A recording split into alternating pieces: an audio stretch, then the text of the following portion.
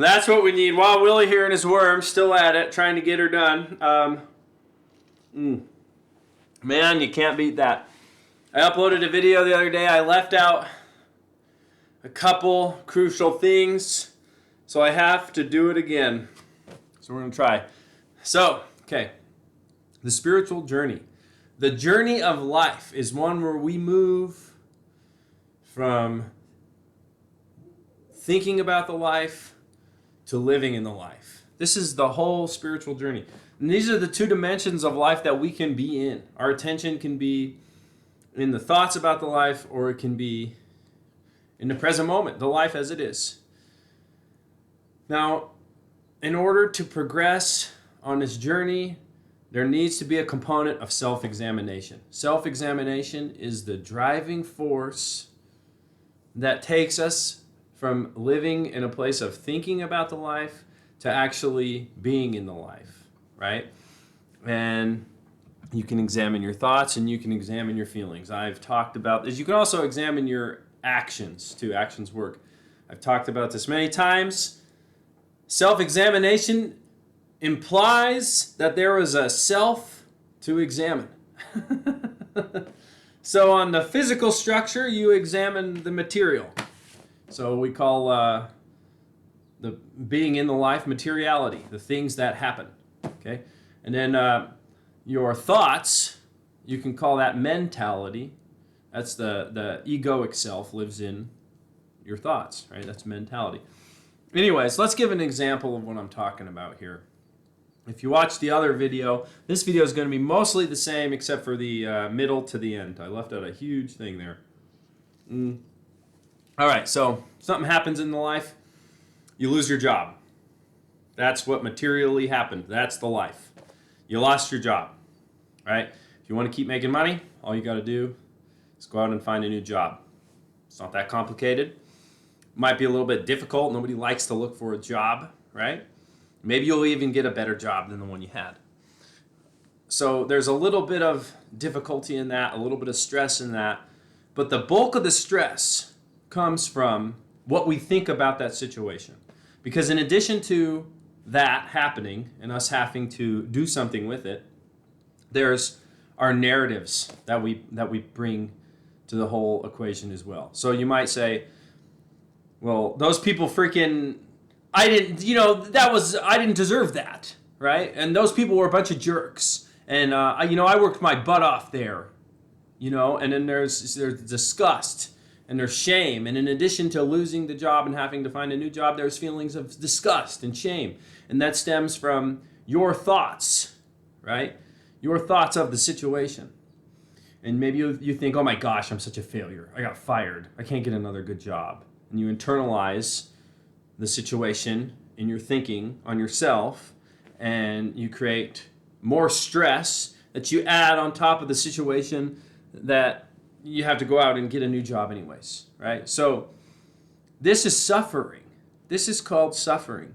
This interaction between what happens in the life and what we think about it, right, is suffering when they do not line up. Right? When you get when you find money on the street, yes, that's not suffering. That's awesome. I think that is awesome. But it's suffering. It's suffering because what we think about the life stems from separation. Living in the life is non-duality. What we think about the life is duality. Okay? Another example. Every day you are getting closer to death. You are dying a little bit every day. That's the reality. Can't change that. Life's going this way.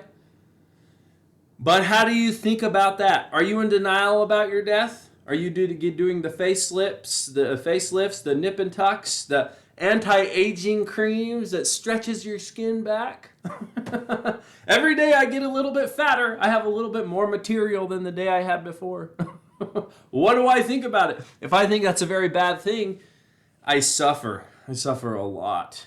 Even if it doesn't feel I feel a little heavier every day.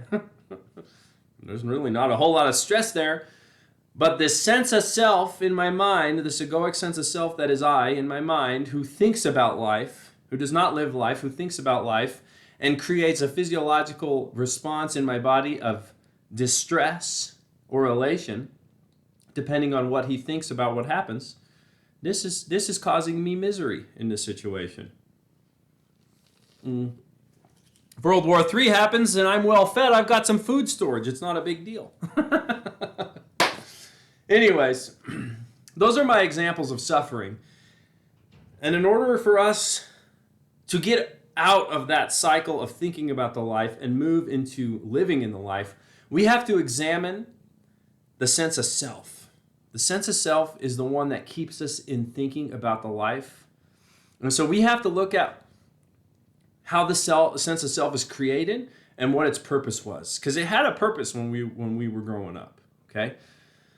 So when we were growing up, we were kind of like our bodies are forming into mature adults.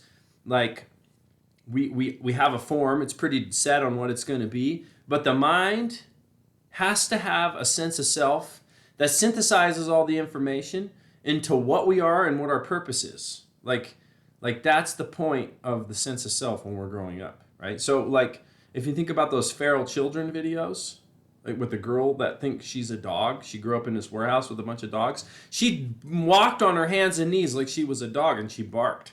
She was a freaking dog. That part of her mind, that is her mental sense of self, right, looked out and it saw dogs, and so it trained her body to become a dog, right? This is the purpose of the sense of self, right? And we're going to get a little deeper into this, how this works. So your mind thinks and it feels, okay? That's as far as we're going to go on that. The other part was a little bit confusing in the previous video. But the left side of your brain is considered to be your thinking brain, and the right side of your brain is considered to be your feeling brain. I've heard them also called the conscious mind on the left side, where the egoic structure or the mental sense of self lives, and then the subconscious mind on the right side, which is where your feelings, your stored traumas, and memories, not your memories, that's in a different part of your brain, but they say your right brain feels those stored traumas, right? These are how these two parts work together, the left side and the right side, thinking and feeling, right? So let's say this is going to be a thinking example of how the sense of self works. Okay, so say you were you were born and you grew up in a family and your parents didn't know how to properly love you, right? They didn't know what love was. So they invalidated you, they didn't see you, right? Your body has to synthesize all of that information and make sense about it, all those experiences, those feelings, like into like a belief that is, what am I and what is my purpose here? What am I supposed to be doing, right? This is how this process works. So let's say, okay, wait a minute. I need some coffee. This is where you drink coffee. So at our core, since we are at our deepest level, source energy, which is pure love, we know that we are deserving of pure love. Okay, but it gets covered up by all this crap. So if your parents were unlovable, in this example, right, and they didn't know how to love you, the child is going to learn that they must not be lovable, but because there's this conflict here, they know they should be loved at the deepest level, and they're not lovable, they're also going to learn that they need to be rescued from themselves, right? So this kind of creates the belief that's going to support a cyclical structure that drives behavior to reinforce the sense of self. And so how this works is when a person learns this, that they're not lovable because their parents didn't love them and they need to be rescued, they're going to grow out into the life, they're going to grow up, they're going to find an intimate partner. And that intimate partner is not going to be capable of loving them because that's the type of person that other person attracted, and they're not going to rescue them. So what that's going to do is it's going to send a message to the person that they're not lovable and they need to be rescued because the person that they found failed to love them and failed to rescue them. And even if that person finds somebody who is capable of giving that other person love, they won't be able to see it because they only believe that they are not lovable. That's the sense of self, right? And so that person, therefore, whatever they did, they will reject their efforts, project unlovingness onto that person, And then they will be reinforced with the belief that they are unlovable and they need to be rescued because the person in that instance did not love them and they did not rescue them. You see? And that is the cycle that supports the sense of self, and it is supported by those beliefs that get synthesized when we are children that are stemming from the sense of self, like that are determining what our purpose is as people and who we are, right? Like, I am an American, I live in America, I am poor, like I go to work and I have a son, and see, like, all of this information is fed into my brain from the life situations. And then how I think about these situations is dependent upon the sense of self that's still there, right? But he's keeping me from moving into being present in the life, right? So another example, a physical example, because that was a cognitive example. A physical example of this is with addiction, right? I come home every night, I like to eat my tub of yogurt. I made a joke, I feed my worms. Worms love sour milk. I'll eat a ton of yogurt when I get home. And if I don't eat a ton of yogurt when I get home, my worms get mad. And they send a message. My body sends a message to my brain saying, what's the deal here, Will?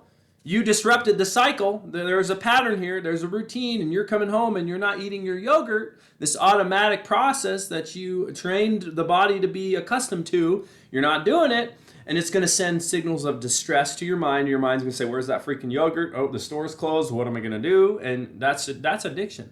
Addiction also supports the sense of self because it gives a sense of the cycle, gives a sense of stability to what my job is. I create a routine. The self gets used to that, and it gets used to it. And then when you disrupt that routine, the body becomes a little confused. The sense of self becomes distressed, right? This is how this works. So if we go back to the initial example of losing the job, we see that when you lose the job, it's not necessarily, the loss isn't necessarily about losing the job. It's about a disruption of my routine. Right? Because the sense of self then becomes concerned with what he's going to do to attain his level of normality, his security, right? His cycle, his habit, his pattern, his routine. Because when he has an established pattern, habit, and routine, you kind of program your body to do its own thing, and then the mind can go like on vacation, which gives the sense of mental self, the egoic self, the freedom and the time to just do whatever it wants, to just think like unhinged, like, right? So when you have to get a job, you have to prepare a resume, you have to go shop for nice clothes, like, you have to be focused, you have to be concentrated. Like, the sense of self can't be present when you're concentrated. When you're doing mental work, when you're exerting mental effort, concentration, the sense of self can't be present. He can't be there. So he doesn't like that. You can't be daydreaming in a job interview. Right? You have to be focused. Sense of self doesn't like that. He likes his pattern, so he can exist. Right? These are how these cyclical structures support the sense of self. And the reason why I'm talking about this, I forgot to say it earlier, is because you look at moving from living and thinking about the life to residing in the life, just being present in the life. Have you ever tried to do it? Just being present 100% is freaking hard. Like, you can't do it.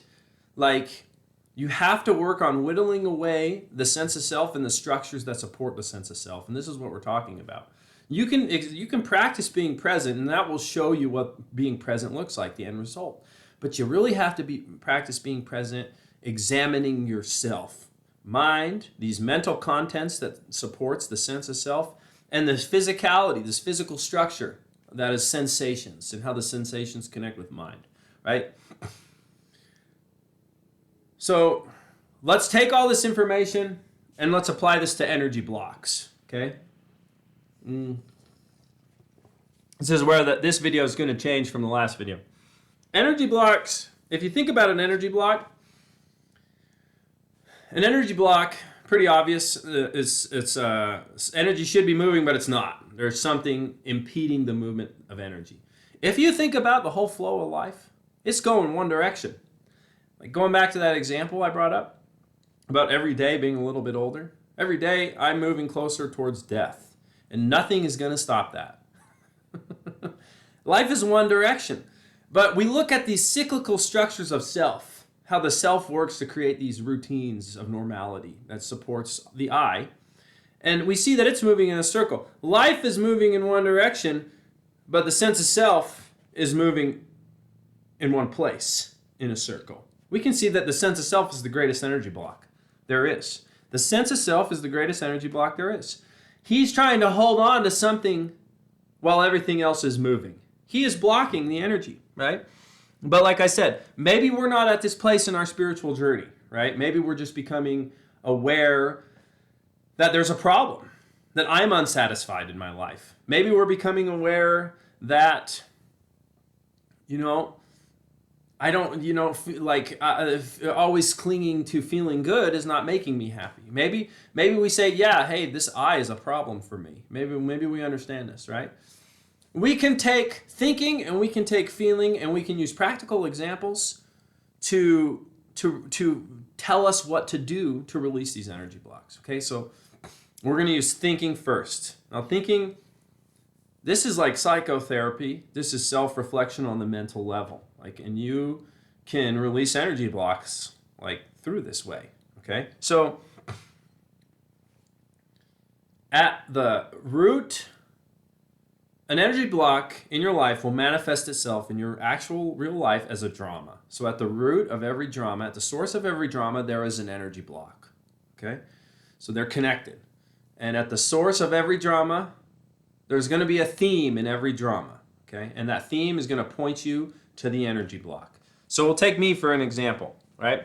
You guys know me. I love my drinks. I drink caffeine. I drink energy drinks. I drink coffee. I talk many times on my channel about all the bangs and energy drinks I drink. And I love eating food. I eat so much food. I love food. So this is my drama. This is my compulsive routine. It's my drama, right? Because in my mind, I say, I don't want this, but then I do it anyways, all right? Let's look at this drama. What is the theme of my drama? Okay, energy drinks, food, okay? So energy, that's a thing. Food is energy. So I'm seeing energy as a constant between these two things. Energy, I need energy to climb up this big hill. I need energy to lift this heavy thing. I'm talking about power. That's the theme. That is the theme of my drama. This is the theme of the energy block, right? So if you use the chakra model, because chakra model tells you the flow of energy in your body, right?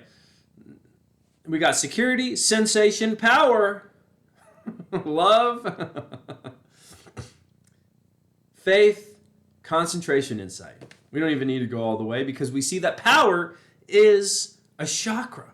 And the theme of my energy block is power. So that tells us that I'm trying to get power from all of these objects, and it's not working because I'm continuing to use them. Right? So this tells us that I haven't mastered the sensation chakra, the chakra before power. So I'm still in the sensation chakra in this time of my life, trying to access power. I have not yet mastered sensation. This is the energy block. We thought our way through it. We objectively examined my behaviors by thinking them out to determine the energy block in my life, right? And this makes sense because the past 5 years have been supremely unpleasant for me, okay? So what I need to do to ascend into the energy block, ascend this chakra into power, is to go create or go find sensationally enriching experiences for myself. That would be the solution for me, okay, in this instance. Let's use another example. Okay, let's use another example. Let's take the example of the person who grew up and did not have loving parents. Let's say that person did not have loving parents. They grew up and they have this belief that supports their sense of self that says, you're unlovable and you need to be rescued. So the drama in this person's life, we'll say, is that they move from one chaotic situation, one chaotic relationship to the next chaotic relationship. Okay, so this will be the drama. This is like a common drama for many people out in real life. This is like codependency, which affects so many people, right? So let's look at it from the energy block paradigm, thinking our way through this example, right? You might think the theme would be love, right? Because we used the chakras in the previous example. So you say, okay, well, maybe the chakras will clue me into something. But it's not. Let's really focus on the drama. The drama is chaos, moving from chaos to chaos, moving to chaos from chaos. It's actually chaos, instability. It actually, you can say that the theme would be insecurity. There's no security in there. There's no solid sense of self because I'm unlovable, but I need to be rescued. So there's something wrong with me that needs to be changed. So the person is insecure.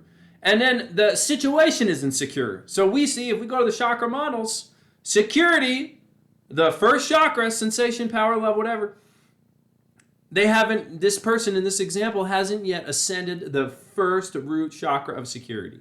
So how would you, using rationalization, release that energy block? Well, you would create security in your life. You would create stability in your life. You would not be in relationships with people because that's a factor that creates insecurity in your life situation. And so you would just work on being in one place. That's how you would do that. So let's say you can't go out and create sensationally enriching experiences for yourself. Let's say you're not able to create security for yourself. What do? What you do is just sign up for a 10-day Vipassana meditation course, and you work your way through these energy blocks by feeling your body. You can't feel thoughts, you feel the body where the thoughts arise. The sensations of the thoughts arise on the body. So we're moving over to feeling. How are we going to release feelings? How are we going to release these energy blocks? By feeling our way through them. Well, when you examine your body, something happens. When you examine the sensations on your body, when you examine yourself, in the way the Buddha taught, something happens. Something happens to you. I can think about my thoughts, but that egoic sense of self is always tied to those thoughts. Because as we look at, in my example of the energy drinks, that power is my power. I don't feel powerful, so I need to go do things to feel powerful. So in thinking about it, the focus, the subject of the thoughts is still I. When you go to one of those 10-day Vipassana courses and you observe your physical structure, something happens. Something happens and subject becomes object. So when you become separated, you see there is no I. If subject becomes an object, what is observing the subject? All of a sudden there's two parts. There's the thinker, and then there's the observer, right? So we see that in my example, there is no I. There is no I that needs power. So there's no need.